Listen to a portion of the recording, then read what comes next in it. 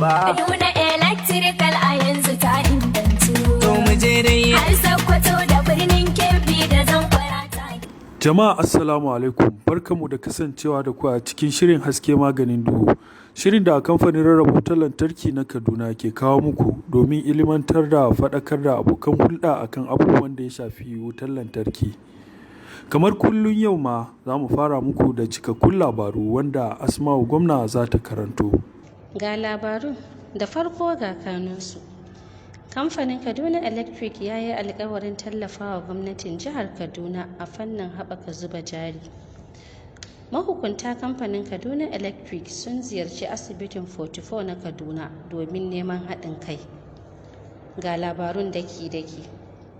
Hukumar rarraba wutar lantarki ta Kaduna ta yi alkawarin tallafawa shirye-shiryen bunƙasa saka hannun jari na gwamnatin jihar Kaduna ta hanyar tabbatar da samar da isasshiyar wutar lantarki a dukkan sabbin shiyoyin masana'antu da ƙungiyoyi da gwamnatin jihar ta kafa.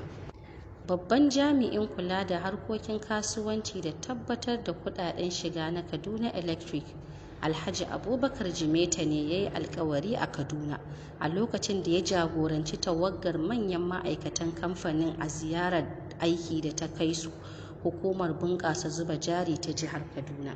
Alhaji Abubakar Jimeta ya yaba wa hukumar bisa ƙoƙarinta na jawo zuba jari daga ƙasashen waje da na cikin gida zuwa jihar tare da jaddada buƙatar samar da haɗin gwiwa tsakanin hukumar da kamfanin rarraba wutar lantarki. Tun da farko a nashi jawabin, babban sakataren hukumar bunƙasa zuba jari ta jihar Kaduna, Kadifa Khalil Nur Khalil, ya yi alkawarin tabbatar da cewa Kaduna Electric ta shiga duk wani shiri na inganta zuba jari na gwamnatin jihar.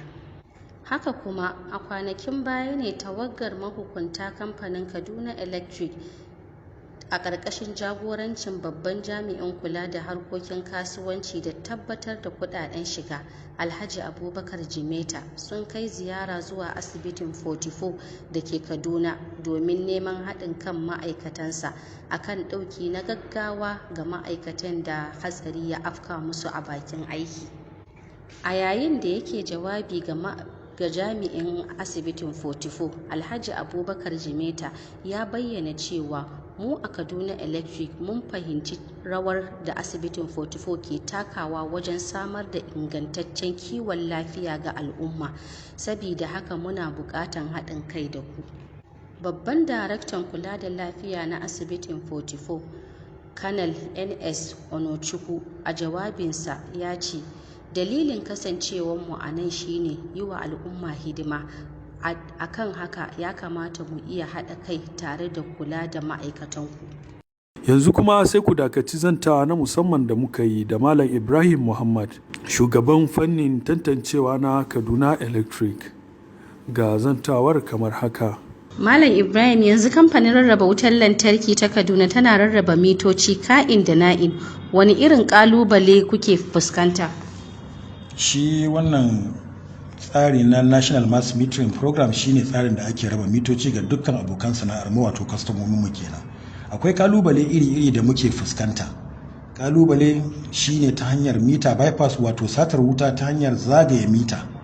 Shi wannan mita bypass kala-kala ne. Akwai ta internal, akwai kuma ta external.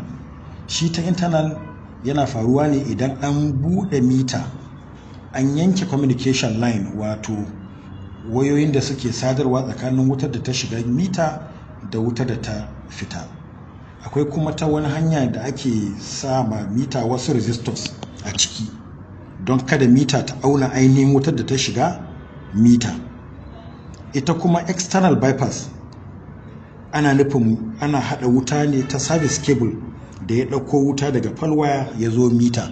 So shi ba wai an bude mita bane, amma shi ta waje ne ake bude, sai sa ake kiran shi external. Wani irin illoli ne matsalar lalata mita ke haifarwa? Illolin lalata mita yakan haifar da illoli iri-iri ma kamfani, kamar ta hanyar hana kuɗin shiga. Shi wannan wutar kamfani sayo shi yake yi, so idan an lalata mita to ta yaya za a yi kamfani ya biya wutan da ya sayo? So lalata mita zagon ƙasa ne ga kamfani da kuma ƙasa baki ɗaya. Saboda haka muna ƙara roƙon kwastomominmu da su daina taɓa mitoci da muka saka musu a gidajensu. Da wannan zanta muka kawo ƙarshen shirin na wannan mako, sai ku biyo mu a mako na gaba domin jin wani sabon shiri. Kaduna Electrical a yanzu ta ingantu. To mu je dai. Har